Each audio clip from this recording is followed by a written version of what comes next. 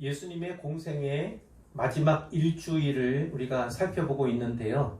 예수님께서는 이 마지막 일주일 동안에 낮에는 예루살렘에서 사역을 하셨고 저녁에는 베다니로 가셨습니다.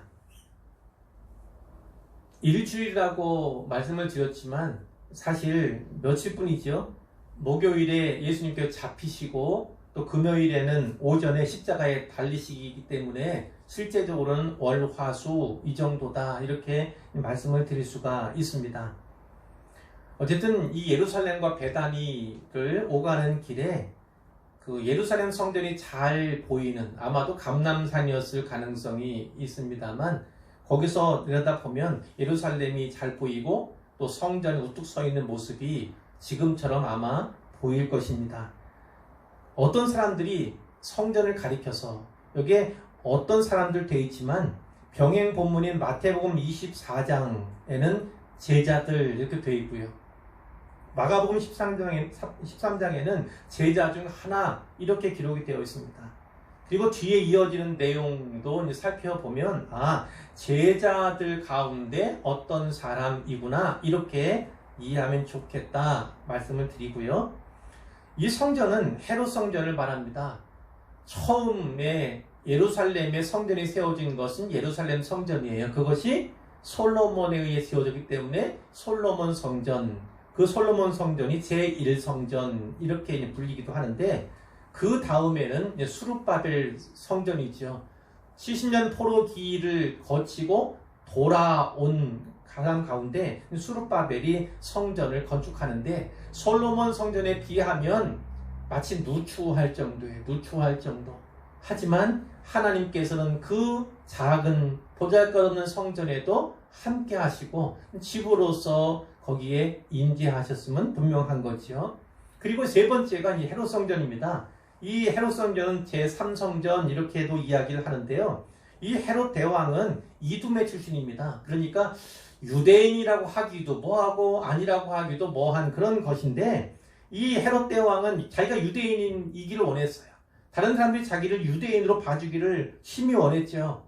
그래서 유대인의 환심을 사기 위해서 이 성전을요 크게 확장을 했습니다.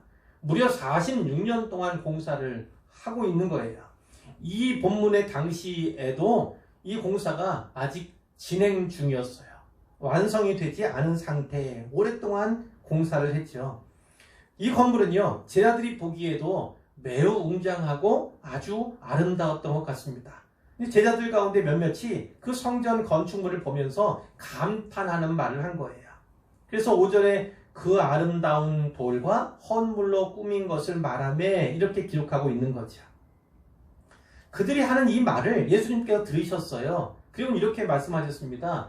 너희 보는 이것들이 날이 이르면 돌 하나도 돌 위에 남지 않고 다 무너뜨려지리라 이런 말씀을 하셨어요. 이 말씀은 우리가 알다시피 예루살렘과 예루살렘 성전에 대한 예언의 말씀이잖아요. 다 무너뜨려지리라. 돌 위에 돌 하나도 남지 않고 다 완전하게 파괴될 것이다. 멸망할 것이다. 이 말씀을 하신 거예요. 이 예언의 말씀이 실제로 이제 수십 년이 되어서 이루어집니다. 주후 70년이에요. 70년에 로마 장군 티투스라는 하는 장군이 이 성전을 완전히 파괴시켜요. 이 예루살렘이 초토화가 됩니다. 이 사람은 나중에 로마의 황제로 또 등극하기도 합니다. 지금 예루살렘에 가보면 통곡의 벽이 있어요. 벽 한 면이 기억자로 남아 있는데 그것이 그 당시 성전 건물 가운데 벽 가운데 일부 남아 있는 그 유일한 것으로 우리가 알고 있습니다. 자, 제자들이 예수님에게 여쭈었어요. 선생님, 그러면 어느 때에 이런 일이 있겠사오며 이런 일이 일어나려 할 때에 무슨 징조가 있사오리까? 이렇게 물었습니다. 마가복음에 따르면 이 그들이라고 표현된 사람들은 4명이에요. 베드로, 야고보, 요한, 또 안드레 요 4명이라고 마가복음에 기술되어 있어요. 그들이 두 가지를 물은 거예요. 하나는 어느 때 언제 이런 일이 이 성전이 파괴되는 일이 언제 일어나겠습니까를 물어본 것이고, 두 번째는 그 일이 일어나기 전에 미리 어떤 징조가 어떤 것이 일어나면 그것을 예측할 수 있도록 징조에 대해서 여쭈은 것이죠. 자, 예수님께서는 그 가운데서 두 번째 질문에 먼저 대답을 하신 거예요. 근데 예수님의 대답은요, 단지 예루살렘 그리고 성전이 파괴되는 것만을 의미한 것이 아니라 세상의 종말에 대해서도 함께 말씀해 주시는 거예요. 그러니까 이중적으로 말씀해 주셨다는 것을 기억할 필요가 있죠. 그렇기 때문에 아직 우리도 지금 이 시대에 살아가는 우리도 세상의 종말을 앞두고 있잖아요. 바라보면서 있잖아요.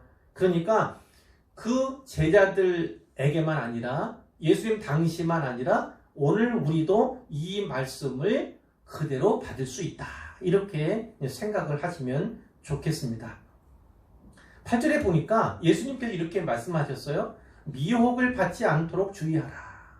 제들에게 하신 말씀이지만 오늘 이 마지막 때를 살아가는 우리도 동일한 말씀으로 받는 거예요. 미혹을 받지 않도록 주의해야 합니다. 많은 사람이 내 이름은 누구예요? 예수의 이름이죠. 예수의 이름으로 와서 이르되 내가 그라 때가 가까이 왔다 하겠으나 그들을 따르지 말라. 첫 번째 말씀은 미혹을 받지 않도록 주의하라는 거죠. 이 미혹하는 자들은 거짓 선지자들을 말합니다. 거짓 선지자들.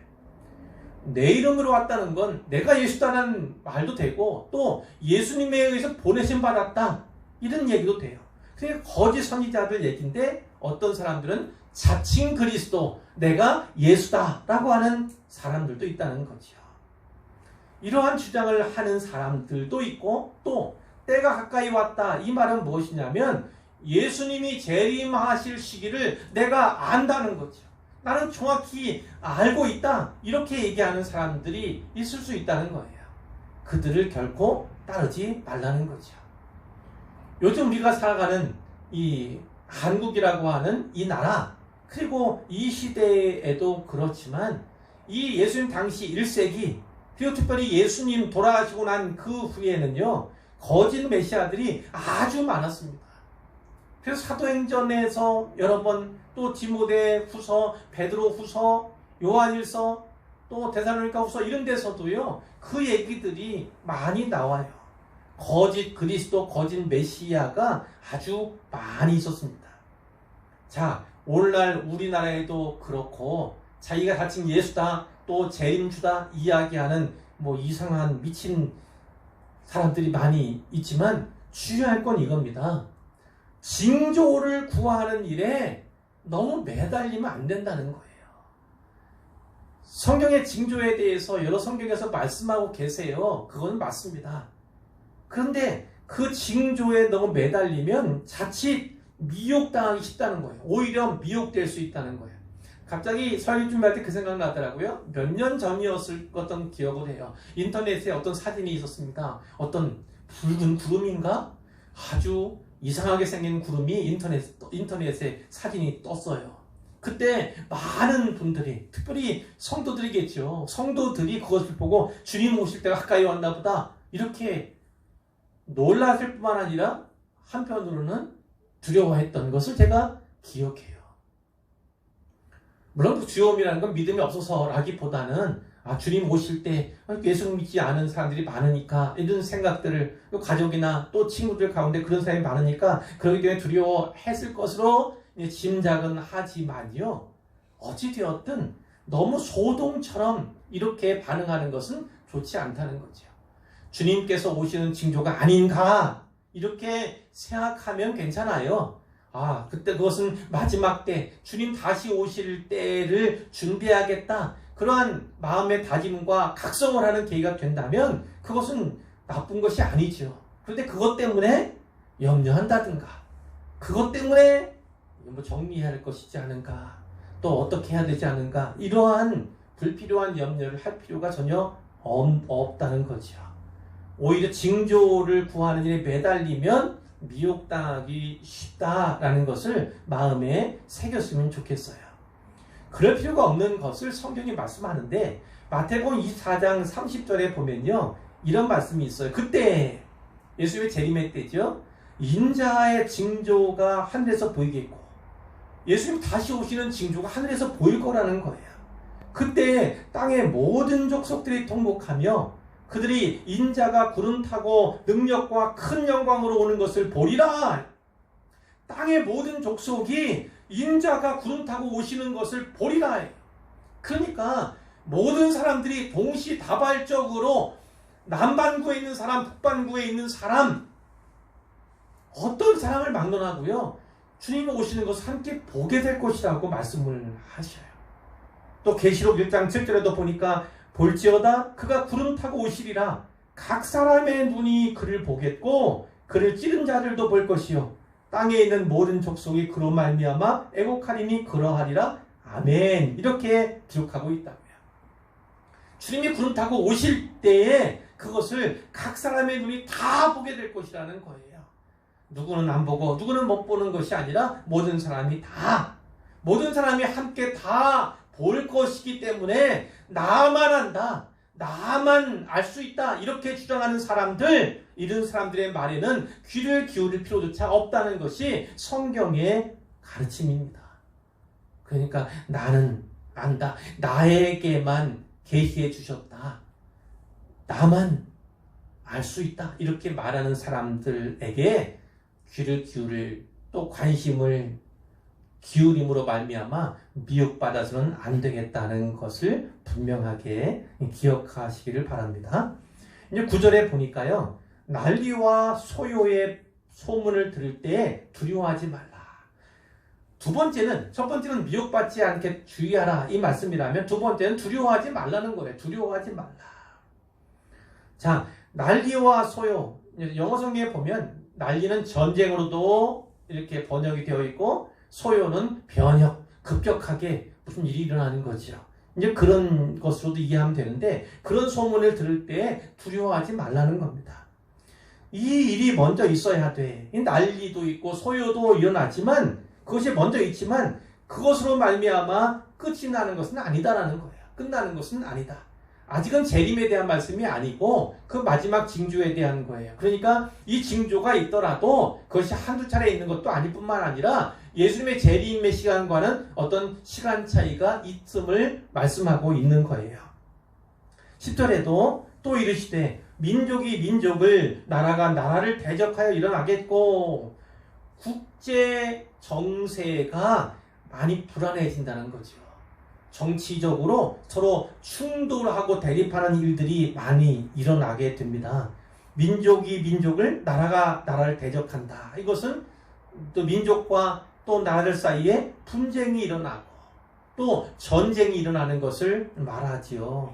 이 시대에도 사실은 전쟁이 있지 않습니까? 전쟁의 후유증들이 그래서 전투가 또 많이 벌어지기도 하고 나라와 나라 사이에 특히 오늘날 같은 경우는 미국과 중국이랑 강대국 사이에 분쟁이 격화되어 가고 국제 정치가 사실은 많이 불안한 것이 사실이지만 어쨌든 이렇게 예수님께서 미리 이렇게 증언을 하셨다. 예언을 하셨음을 기억할 필요가 있죠.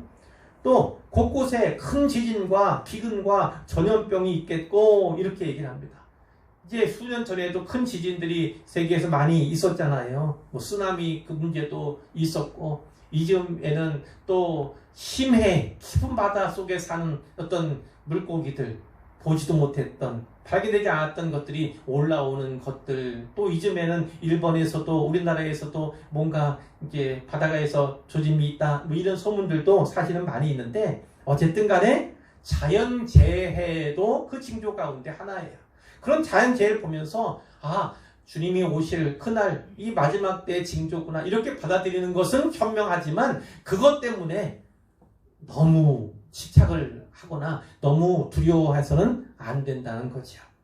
또 기근 얘기도 있고 기근은 특별히 그 아프리카 또 아시아 일부 이런 데서는 참 기근 문제가 지금도 심각한 상황이고요. 전염병도 있죠.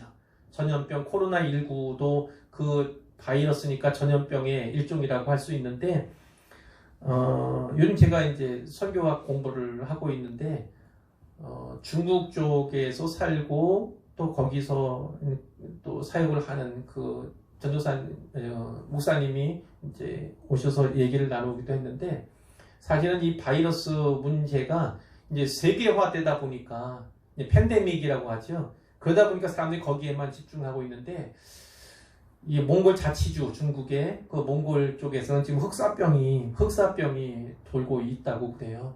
그래서 그것이 사실은 더 위험할 수도 있다. 근데 그것이 이 팬데믹화되어 있는 코로나19로 말미암아서 이제 뒤에 이제 숨어 있는 거죠. 그 곳에 살고 있는 사람들은 흑사병을 사실은 더 지금 두려워하고 있다는 거죠. 목사병의 정체가 뭐 같은지 어떤지는 알 수 없지만 중세 같은 경우에는 흑사병으로 말미암아서 유럽 인구의 절반이 죽었거든요. 이런 일들이 우리의 뇌리에 있고 또 어떤 공부한 기억들이 있으니까 더욱더 두려울 수밖에 없는데, 어쨌든 그 흑사병이 어떤 지역에서는 지금도 코로나19보다 더 큰 재앙으로 이제 주어지고 있음을 우리가 생각할 필요가 있습니다. 또 무서운 일과 하늘로부터 큰 징조들이 있으리라. 무서운 일 어떤 건지는 우리가 예측조차 할 수 없죠. 하늘로부터 큰 징조가 어떤 일이 있을까? 몰라요. 무엇을 의미하는지 모릅니다. 그러나 그렇다고 해서 두려워할 필요는 없다는 거예요. 계시록 21장 1절에서 3절에 보면 이런 말씀이 있습니다. 또 내가 새 하늘과 새 땅을 보니, 새 하늘과 새 땅이 나온다고요. 그럼 뒤에 뭐냐면 처음 하늘과 처음 땅이 없어졌고 바다도 다시 있지 아니하더라. 하늘에서 어떤 일이 일어나고 세상의 지축이 흔들리는 어떤 무서운 일이 일어난다 할지라도 그리스도인들은요 너무 두려워해서는 안 된다는 거예요. 왜 그러냐면 그조차도 하나님께서 처음 하늘과 처음 땅, 바다 있지 아니하지만 새 하늘과 새 땅을 만드시는, 조성하시는 그런 과정으로 이해하시면 되겠다는 거예요. 그 다음에 새 예루살렘 얘기가 나오는 것이고, 그 다음에 하나님의 장막이 사람들과 함께 있음에 하나님이 그들과 함께 계시리니 그들은 하나님의 백성이 되고 하나님은 친히 그들과 함께 계신다. 이 말씀이 계시록에 이어지고 있거든요. 그러니까 무서운 일, 두려운 일이 있다 할지라도 너무 두려워할 필요는 없다는 거예요. 중요한 건 믿음, 특히 성경에서 말씀하시고 있는 이 예언의 말씀을 잘 새기면 너무 염려하고 너무 두려워하지 않을 수 있게 되는 거지요. 하나님께서 계획하신 새 하늘과 새 땅, 새 예루살렘, 하나님의 장막, 그것을 위해서 하나님께서 일하고 계신다. 하나님께서 일하시는 일이, 계획하신 일이 진행되고 있다. 이렇게 믿으셔야 돼요. 그것은 이루어지고 있는 말씀이 성취되는 과정이다. 이렇게 확신을 하면 너무 두려워하지 않을 수 있다는 것이죠. 12절 말씀에 이 모든 일, 이건 종말을 말합니다. 종말 전에 내 이름으로 말미암아, 역시 예수님 때문이죠. 예수님 이름, 예수님 믿는다는 것, 예수님 전한다는 것, 이것으로 말미암아 너희에게 손을 대어 박해하며 회당과 옥에 넘겨주며. 자, 이것은 어떤 의미일까요? 이 제자들이 듣고 있잖아요. 같은 민족인 유대인들에게 이들이 박해받게 될 것이라고 말씀해요. 무엇 때문입니까? 예수 믿는 것 때문에, 예수님 따르는 것 때문에, 예수님 전하는 것 때문에 동족인 유대인들로부터 박해받고 넘겨지겠다. 옥에 투옥될 것이다. 이 말씀을 하는 거죠. 그 뒤에는 임금들과 집권자들 앞에 끌려가거니와, 이것은 물론 유대 종교 지도자들, 정치 지도자들도 생각할 수 있지만 특별히는 이방인들에 의해서, 이방인 지도자들에 의해서를 또 우리가 염두에 둘 수가 있는데, 어쨌든 간에 예수 이름으로 말미암아서 박해받고 체포를 당하고 핍박당하는 일이 있을 것이다. 종말 전에. 이 일이 도리어 너에게 증거가 되리라. 이렇게 말씀합니다. 이 이름 뭐 어떤 거예요? 예수 이름으로 말미암아서 박해받고 투옥되고 또 체포되고 뭐 하는 일련의 일들, 이것이 도리어 너희에게 증거가 되리라. 이것은 잘 이해하셔야 합니다. 이것은 어떤 의미냐면 증언할 기회를 얻게 될 것이다. 이 말씀이에요. 그들에게, 유대인들에게, 임금들이나 집권자들 앞에서 예수님을 증언할 기회를 너희가 얻게 될 것이다. 이렇게 이해를 하셔야 하는 거예요. 근데 자칫 잘못하면 이렇게 할 수 있죠. 증거가 된다는 것, 이 일 때문에 내가 믿음이 있음이 이제 고백되어지고, 이제 하나님께서 알아주시고, 이렇게 해석할 것이 아니라 예수님을 증언할 기회를 너희가 갖게 될 것이다. 이렇게 이해하시는 것이 더 좋겠고, 실제로 이 말씀을 듣고 있는 사람이 누구였어요? 베드로, 요한, 야고보, 안드레였잖아요. 그 가운데 베드로와 요한은 사도행전 4장에서 붙잡혀가잖아요. 그리고 나서 풀린 상태로, 끌어나온 상태로 산헤드린 공의회 의원들 앞에서 대제사장들과 그 또 집안 사람들 앞에서 또 신문을 당하는 일이 분명히 있습니다.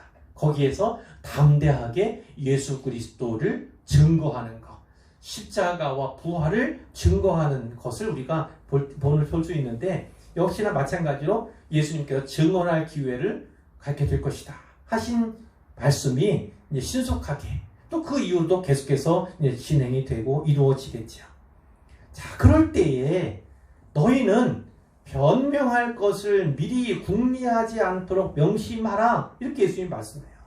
변명할 것, 자기를 변호할 것에 대해서 미리 궁리하지 말라는 거예요. 그걸 염려해가지고 어떻게 하지 이 생각하지 말라는 거예요. 그것을 명심하라고 말씀합니다. 자, 왜 그렇게 합니까? 15절에 보니까 내가 너희의 모든 대적이 능히 대항하거나 변박할 수 없는 구변과 지혜를 너희에게 주리라. 이렇게 말씀하는 거예요. 너희들 혹시 잡혀갔을 때 어떻게 나 스스로를 변호할까? 이것을 궁리하지 말라. 염려하지 말라는 거예요. 하나님께서, 특별히 하나님의 성령께서 너희에게 구변을, 입에 말을 주시겠다는 거예요. 그리고 지혜를 주시겠다는 거예요. 하나님께서 틀림없이 도와주실 것이니까, 그래서 그 입의 말로 말미암아, 그 지혜로 말미암아서 대적들의 입을 봉할 수 있도록, 대적들이 대항할 수도 변박할 수도 없도록 만들어 줄 테니까 너희들은 미리 그것 때문에 염려하거나 미리 그것을 궁리하거나 할 필요가 없다. 예수님이 이렇게 말씀해 주시는 거예요.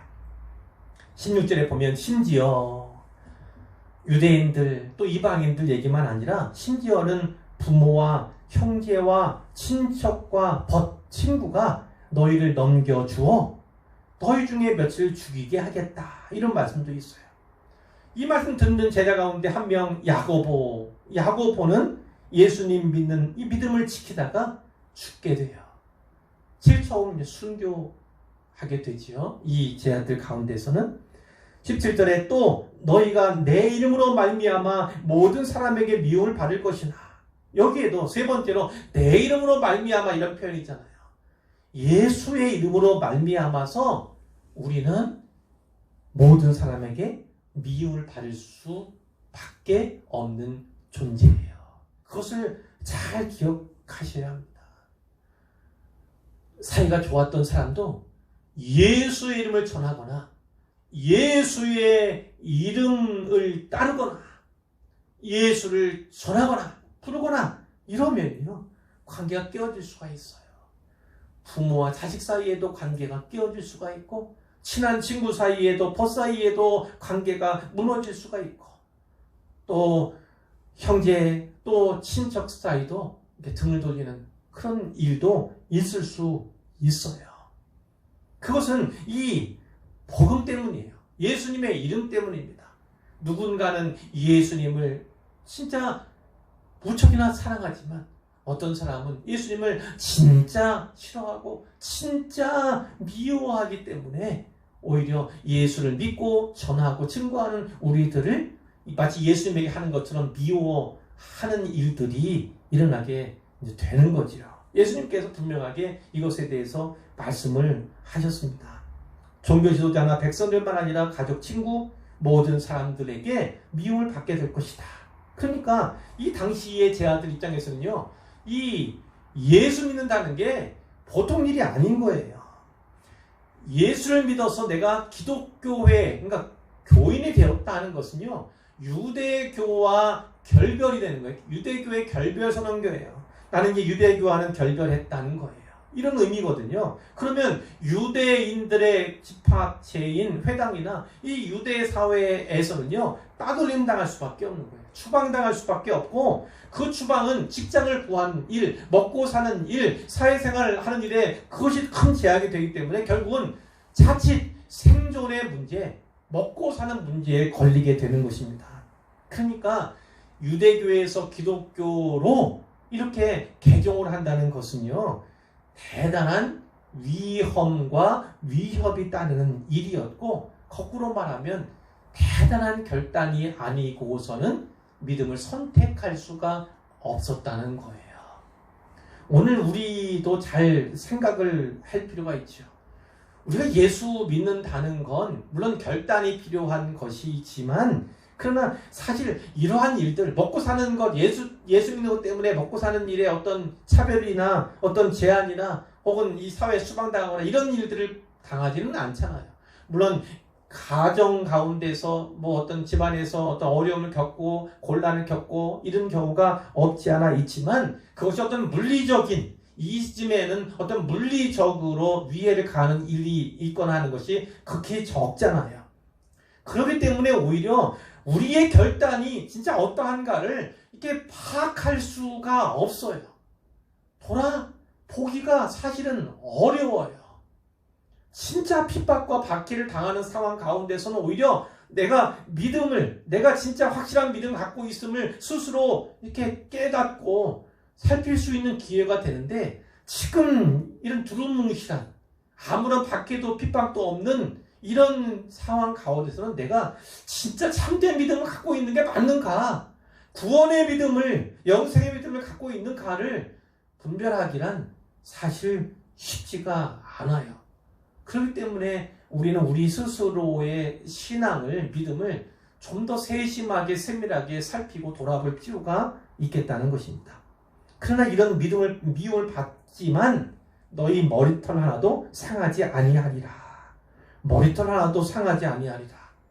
머리털 하나 건들지 못하게 이렇게 한다고 이렇게 보시면 안 되고, 궁극적으로 구원에서는 아무런 문제가 없다는 거예요. 구원받는데 그들이 제약할 수 있는 일은 하나도 없다. 이렇게 이해하시는 것이 좋겠어요. 예수님께서 그런 말씀을 하셨잖아요.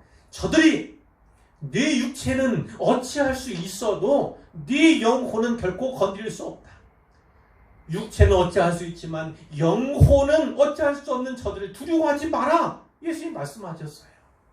예수님이 성도, 신자 그리스도인의 영혼은 생명상에 쌓아두시기 때문에 그것은 하나님만 어찌할 수 있는 것이지, 사탄도 어떤 악한 영적인 세력도 어떤 사람들이 할 수 있는 일이 전혀 아니다라는 것을 그렇게 이해하시면 좋겠고요.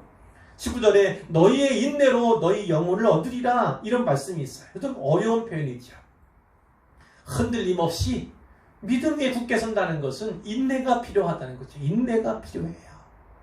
자, 근데 너희 영혼을 얻으리라 이렇게 말씀하고 있는데요.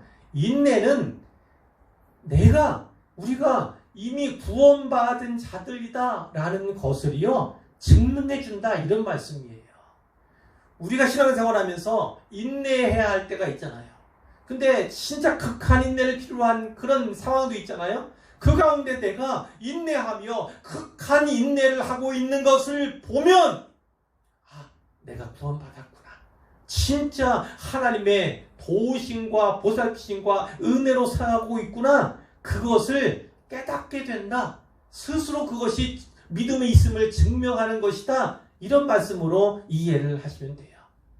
사실 인내한다는 것이 참고 견딘다는 것만큼 어려운 일은 없지요. 어떤 극한의 인내가 필요한 그런 형편도 있을 수 있는데, 그 가운데서도 어떻게든지 인내해 나가는 건 하나님께서 우리를 도우시고 우리를 지키시고 우리를 보존해 가신다라는 사실을 우리가 스스로 깨닫는 그런 계기가 된다는 것입니다. 때로 인내가 필요한 또 극한 인내가 필요한 이런 상황 가운데 우리가 있다는 것, 그리고 실제로 인내하고 있다는 것은요, 내가 우리 주님과 동일한 경험을 하고 있다. 또 다른 많은 그리스도인들과 참된 그리스도인과 동일한 경험을 하고 있다. 이렇게 또 받아들일 여지가 있는 거예요. 그것은 그러니까 실망하거나 낭망할 필요가 있는 것이 아니라 오히려 자랑스러워하고 기뻐해야 할 일이다라고 성경이 증언하는 것이죠. 이게 20절부터 24절까지의 말씀은 어떤 내용이냐면, 아까 말씀드린 것처럼 주 70년에 일어날 임박한 예루살렘의 멸망에 대한 경고의 말씀을 주고 계신 거예요.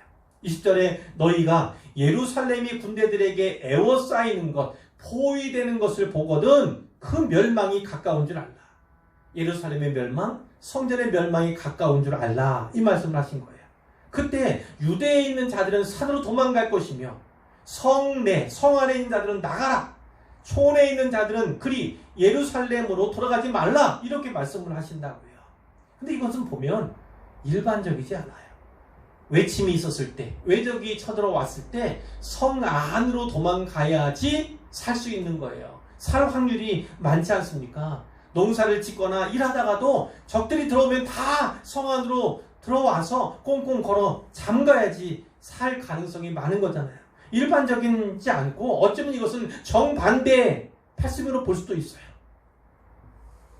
자, 근데 이 날에는 반대로 해야 한다는 거예요. 이 날만큼은 예외라고 하는 것입니다. 왜 그러냐면 22절에 이 날들은 기록된 모든 것을 이루는 징벌의 날이기 때문이라는 거예요. 징벌의 날. 이 날은 징벌의 날. 징벌이라는 건 누구를 징벌한다는 것입니까? 유대인들을 징벌한다는 거죠. 예루살렘 거민을 징벌한다는 거예요. 하나님께 대해서 반역하고 배반했던 그 역사로 말미암아서 징벌을 받는 날이기 때문에 오히려 예루살렘 안으로 들어가면 다 죽는다는 거예요. 바깥으로 나가야지 사는 것이고 예루살렘 안으로 가면 너희들은 다 멸망할 수밖에 없다. 이렇게 예수님께서 일반적이지 않은 거꾸로로 말씀을 하시는 거고, 그날에는 아이벤 자들과 젖먹이는 자들에게 화가 있으리니, 성경에 이런 말씀도 있잖아요. 아이벤했어요. 임산부예요. 젖먹이는 자들. 아이는 낳았는데 어린 아이가 있네요. 이건 무슨 말씀이냐면, 이렇게 어린 아이가 있거나 태중의 아이가 있으면 어때요? 움직임이 자유롭지 않잖아요. 난리가 나도 피신하기가 어려운 거예요. 그것을 말씀하는 거예요. 속히 피해야 되지만 그렇지 못한 자들은 화가 있을 것이다. 이는 땅에 큰 환난과 이 백성에게 진노가 있겠음이로다. 이 날은 하나님께서 주시는 징벌의 날이다. 이렇게 말씀해 주시는 거예요. 자, 24절에 그들이 칼날에 죽임을 당하며 모든 이방에 사로잡혀 가겠고, 이런 말씀이 있는데, 역사가 가운데 요세푸스라는 사람이 있어요.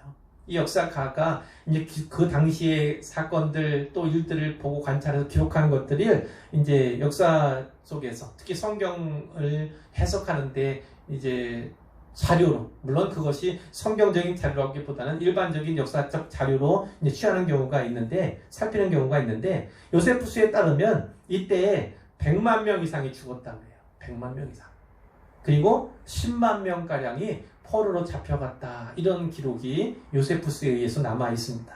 자, 마지막 저는 예루살렘은 이방인의 때가 차기까지 이방인들에게 밟히리라. 이런 말씀이 있어요. 또 어려운 거죠. 여기 이방인의 때 이런 표현이 있는데, 이방인의 때는 보통 언제를 말하냐면 주전, 예수님 오시기 전 586년에 바벨론이 예루살렘, 남유다의 예루살렘을 쳐들어왔잖아요. 그리고 파괴시켰어요. 그 유대인들을 포로 잡아갔지 않습니까? 바벨론 땅으로. 바로 그 예루살렘이 파괴되고 유대인들을 포로 잡아갔던 그때로부터 이방인 때가 시작되었다. 이렇게 얘기를 합니다. 그 이후에 다시는 독립국가를, 이즈음의 이스라엘 빼고는 그 이전까지 독립국가를 전혀 이루지 못하고 계속 국제 정치 속에서 그 소용돌이 속에 있으면서 늘 지배를 받고 이방인들에게 짓밟힘을 당하는 것이 바로 이 유대인들의 역사예요.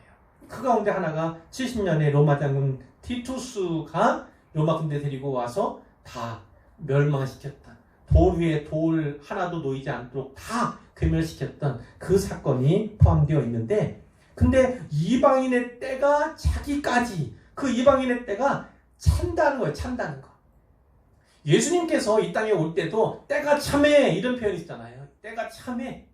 하나님께서 계획하신 그, 하나님께서 기다리고 지켜보셨던 그 때가 있었는데 그것이 찼다는 거예요. 그때 비로소 예수님이 오신 거거든요. 자, 여기도 이방인의 때가 그때로 시작돼서 계속 되고 있는데, 때가 찰 때가 분명히 있을 거라는 거죠. 때가 찰 때라는 거. 오늘날 우리의 이해로 이야기한다면 이 이방인의 때는 종말까지 쭉 이어지는 거예요. 종말까지 쭉 이어지는 거죠. 그렇기 때문에 하나님 백성을 향한 박해가 이제도 계속되는, 우리 사회에서는 그것이 표면화되지 않고 마치 하나님께서 보호해 주시는 것 같은 그런 느낌으로 살아가지만, 실제로 지금도 제 곳곳에서는요, 이 복음 때문에, 예수님의 이름 때문에 생명 빼앗기고, 그리고 또 삶의 터전을 잃어버리는 그런 사람들이 지금은 사실 엄청나게 많이 있습니다. 많이 있고, 지금도 진짜 믿음으로 순교하는 사람들도 상당히 많이 있다. 가까운 북한에만도 지금 포로 수용소에 갇혀 있는 믿음의 사람들이 상당히 많이 있음을 우리가 이제 보고를 통해서 이제 듣게 되고, 중국에서도 그런 탄압과 박해가 이루어지고 있고, 그리고 뭐 인도에서도 그렇고, 또 그 북부, 중부, 아프리카 쪽에서도 예수 믿는 것 때문에 다 탈출을 당하고, 또 불태움을 당하고, 또 살인을 당하고, 이런 일들이 계속해서 이 시대에도 일어나고 있는데요. 이 하나님 백성에 대한 박해와 핍박은 언젠가 끝날 때가 있을 것이라는 거예요. 그 때가 찰 때까지 우리는 그런 상황 가운데 있을 수밖에 없다. 살아갈 수밖에 없다. 이 말씀을 주고 계신 거죠. 이제 결론인데요. 자, 두 가지를 특별히 말씀드렸어요. 첫 번째는 미혹을 받지 말도록 주의해야 합니다. 특히 마지막 때라고 우리가 하잖아요. 한자로는 말세지 말, 마지막 때 가운데 마지막 때, 이제 시간상으로 보면 24시간 가운데 불과 1분 정도밖에 안 남았다, 이런 증언들이 있는데요.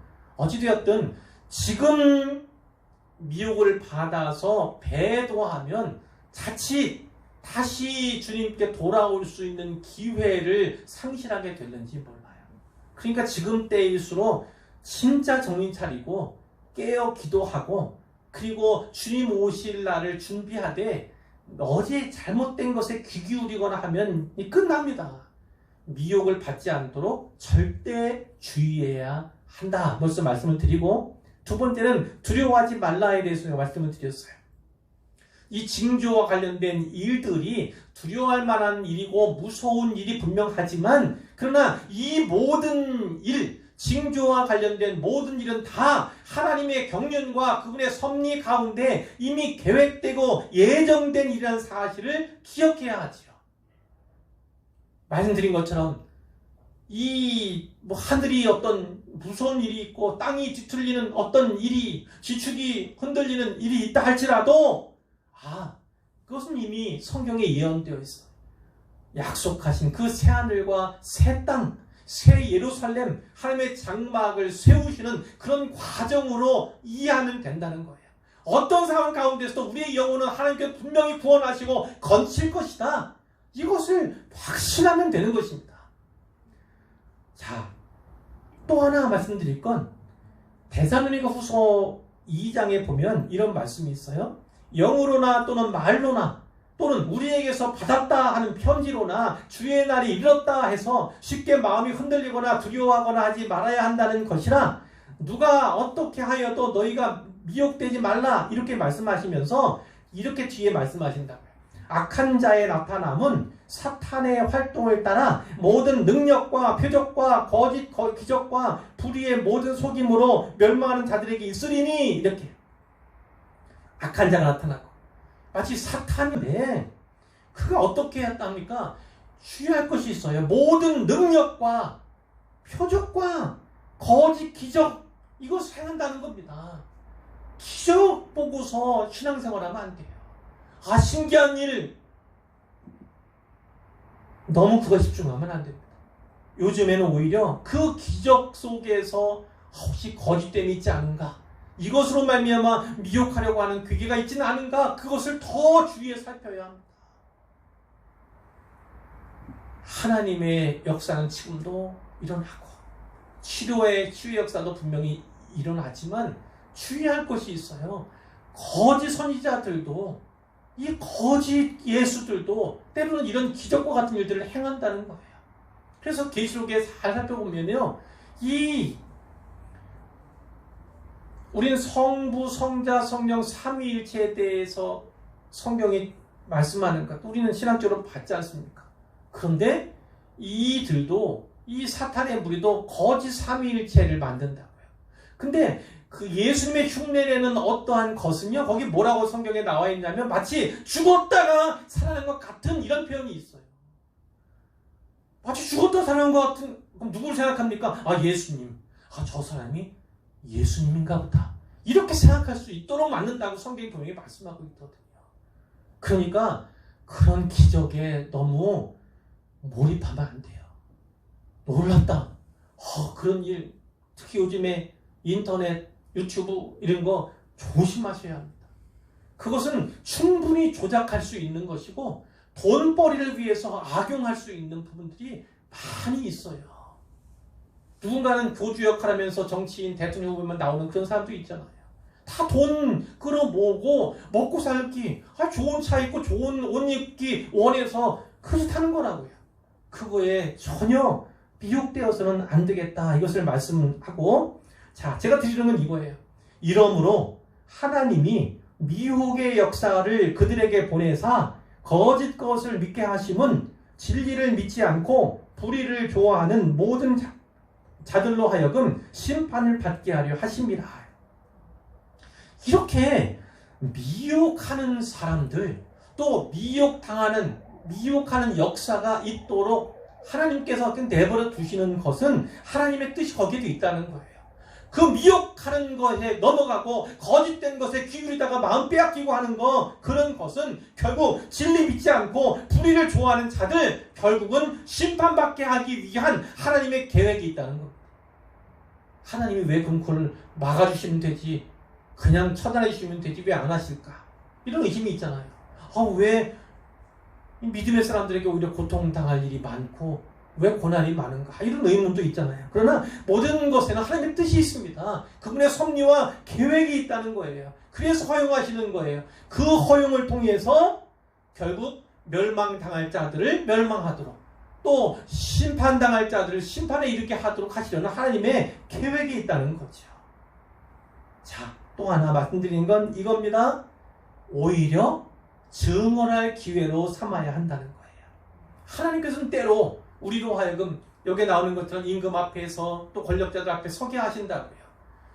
또 위험한 상황 가운데서 많은 유대인 앞에 서게 하시는 이것처럼 오늘 우리도 그런 때가 있을는지 몰라요. 그러나 중요한 것은 어렵고 힘든 상황 가운데 있다 할지라도 그 힘든 상황과 형편 가운데 우리 하나님이 함께 하신다는 거예요. 그리고 그 어렵고 힘겨운 상황 형편을 주시는데도 분명히 복음을 전하고자 하는, 그들에게조차 복음을 전하고자 하는 하나님의 뜻이 있음을 우리가 잊지 않아야 한다는 것이죠. 어떤 일을 당하더라도요, 하나님께서는 우리가 고통당하고 또 때로는 외롭고 두렵고 염려스러운 그런 상황 가운데 있어도요, 너무 염려할 필요가, 두려워할 필요가 없다는 거죠. 하나님이 함께 하시기 때문이에요.